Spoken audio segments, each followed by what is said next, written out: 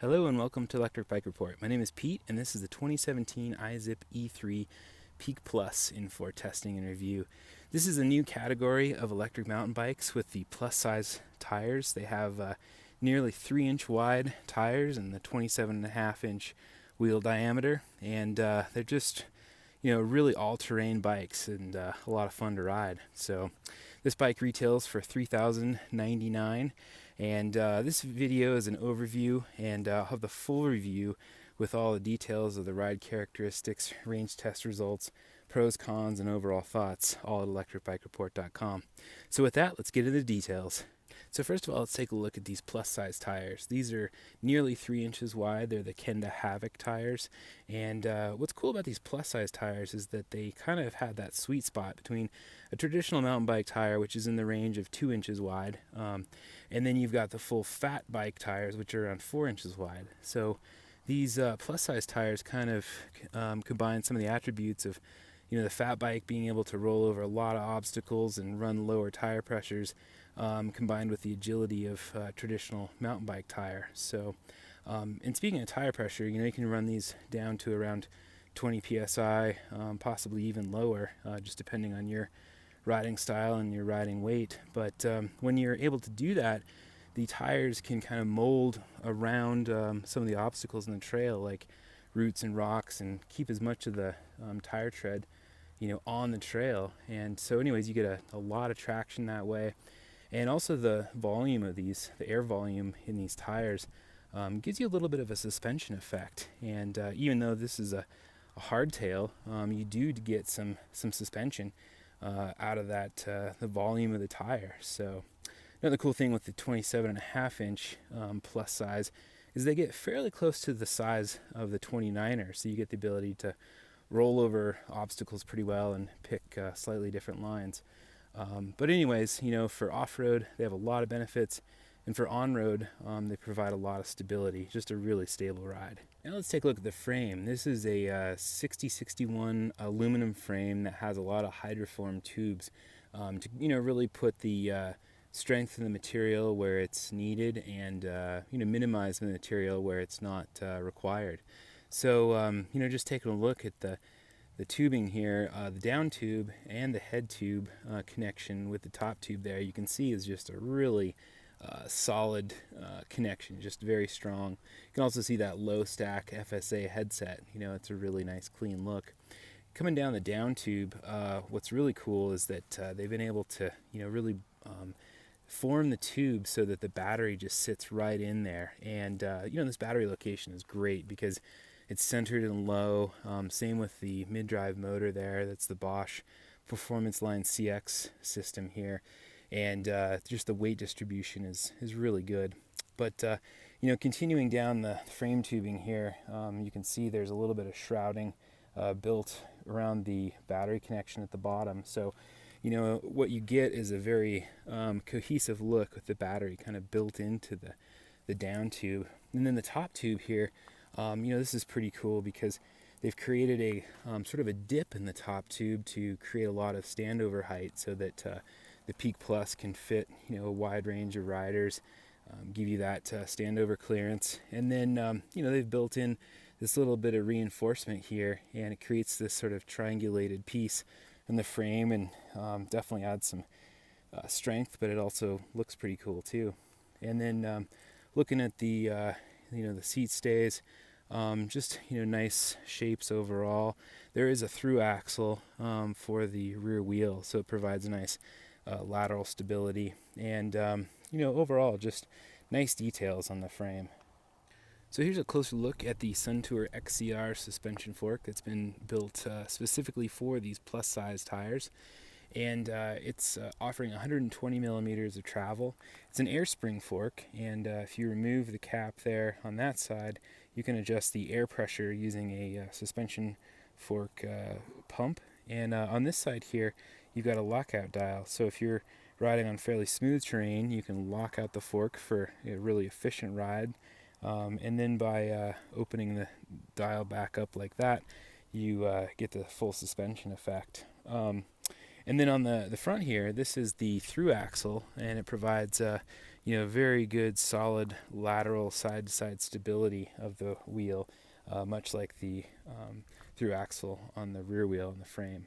So here's a closer look at the Bosch Performance Line CX system.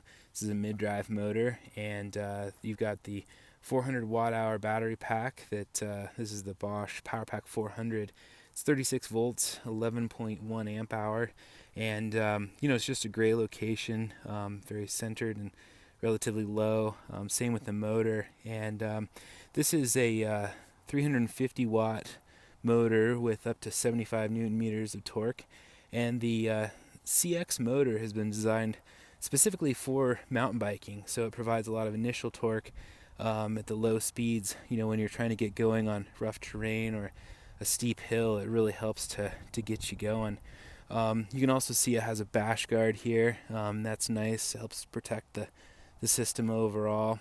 And the Bosch systems are pretty cool because they take there's a torque sensor, so it's sensing your pedal power.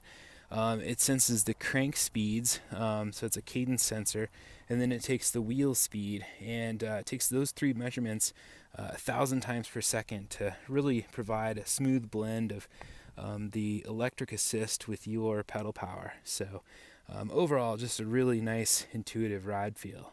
So from the Bosch CX mid-drive motor, it powers back to the 10-speed drivetrain in the back here, and this is a Shimano Deore rear derailleur. It has a clutch built into it, so it keeps the chain pretty tight so that it doesn't fall off when you're riding over rough terrain. And on the back here is a 10-speed cog set. It's 11 tooth with a 40 tooth as the largest combo. And this is a good gear range for riding up, pretty steep hills and over a lot of the rough terrain. Here's a look at the other side of the Bosch PowerPack 400.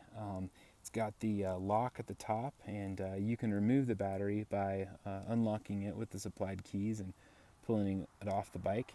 Down here you've got a battery level indicator, so you hit that button and show you how much charge you have. Down here is the plug for the charging port, so that you can charge the battery on the bike if you want to, and you can also charge the battery pack once it's been removed from the bike too. So and down here is another look at the Performance Line CX motor. Okay, so to remove the battery pack, just unlock the battery with the supplied keys and pull it off the top here. You can see this is the Bosch PowerPack 400, and weighs about 5.5 pounds. The charging port is on the bottom right there, so you can charge the battery when it's removed from the bike. And you can see the frame attachment here, that's there at the top, and then the connection down at the bottom has that nice sort of shrouding built around the connection, so that when the battery is installed in the frame like that, it just has that nice clean look. Here's a look at the Bosch PowerPack 400 removed from the bike. You can see the charger is plugged into the bottom of the pack there, and here's a look at the charger itself. It takes about 3.5 hours to charge an empty battery pack, and about an hour and a half to charge it to 50%. Here's a look at the alloy pedals. They have a really wide platform and are fairly thin in their profile. They also just have a lot of good sort of studded grip on the top, and just overall just a really solid platform. So here's a look at the saddle. It has a fairly narrow profile and a bit of relief in the sort of center and back section of the saddle, but overall definitely built for performance riding. Okay, so let's take a look at the handlebars. This is the file pattern grip with a lock-on collar for a nice solid feel. The TRP slate hydraulic disc brake levers that are both on the front and the rear. This is the Bosch control pad. It adjusts the pedal assist levels and cycles through information on the display. And then here's the display. So you can see it provides information like your current battery level, the pedal assist level, your speed, and then right now this is showing an estimated range.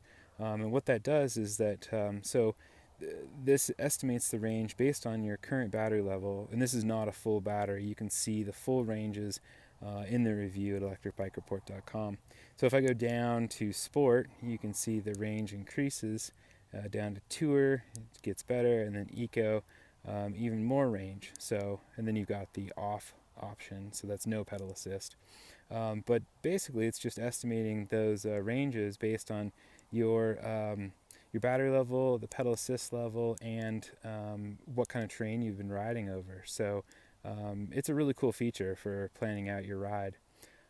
And then, yeah, you've also got information like your odometer, your trip distance, your clock, max speed, average speed, trip time, and then range again. So a lot of information on the display. You can also remove the display. It slides off of the handlebars. So if you're parking the bike somewhere and just want to take the display with you, that's an option too. And then taking a look here, that's the rear hydraulic disc brake lever, the TRP, and the Shimano Dior 10-speed shifter there. Here's a closer look at the TRP Slate hydraulic disc brakes. They have a nice solid stopping power and 180 millimeter rotors, both on the front of the bike as well as the back of the bike. You can see the attachment there, and just overall nice solid modulation on these. Okay, so that is the overview of the 2017 iZip E3 Peak Plus. This bike retails for $3,099, and you can check out the full review at electricbikereport.com with a lot of detailed pictures, specifications, range test results, ride characteristics, pros, cons, and overall thoughts, all at electricbikereport.com.